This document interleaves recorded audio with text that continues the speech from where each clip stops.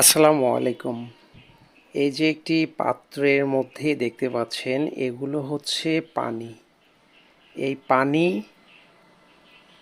ময়লা পানি হয়ে থাকে, পরিষ্কার পানি হয়ে থাকে, আবার হচ্ছে অনেক পানিতে আয়রন পানিও হয়ে থাকে। এই পানি দিয়ে আমরা কি না করি বলুন? সমস্ত কিছু কিন্তু আমরা এই পানি দিয়েই করি। ধরুন আমরা কিছু খেয়েছি, পানি খেতে হবে।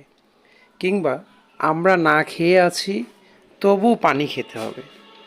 আমরা খাবার পরে মলত্যাগ করব, সেখানে পানি লাগবে।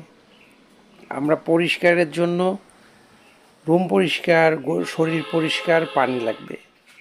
কাপড় পরিষ্কার, পানি লাগবে। পানি পানি পানি, মোট কথা পানির কোনো বিকল্প আছে বলে আমি মনে করি না। পানির কোনো বিকল্প নেই। পানি আপনার আমার জীবনে লাগবেই।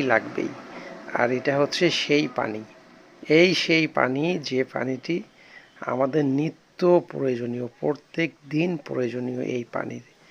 এই পানি দিয়েই আমরা কাপড় ধুই, এই পানি দিয়েই আমরা গোসল করি, আবার এই পানি দিয়েই আমরা খাবার কাজ সারি, এমনকি মলত্যাগের কাজ সারি, সব কাজ সারি। তাহলে চিন্তা করুন, এটাই কিন্তু সেই পানি। এই পানি দিয়েই আমরা সমস্ত কাজ, সমস্ত কিছু এই পানি দিয়েই করি। এই পানি অনেকেই পাম্পের মাধ্যমে, অর্থাৎ মোটরের মাধ্যমে নিয়ে আসে, আবার অনেকেই সাবকলের মাধ্যমে এই পানি নিয়ে আসে।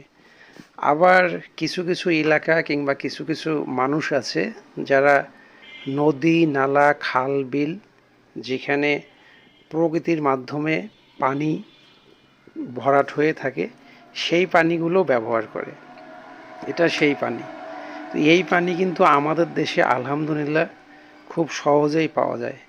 যেমন সৌদি আরব, আরও অনেক দেশ আছে, কিংবা আমাদের দেশেরই যদি চট্টগ্রাম, মানে চিটাগংয়ে যদি যান আপনি, সেখানে আপনাকে পানি কিনে খেতে হবে, অতটা ভালো পানি পাওয়া যায় না। চিটাগং কেন, আমাদের দেশের যে রাজধানী আছে ঢাকা শহর, সেখানেই তো পানি আপনাকে ফুটে খেতে হবে। তো এটা হচ্ছে সেই পানি, যে পানিটা দেখালাম, সেই পানি।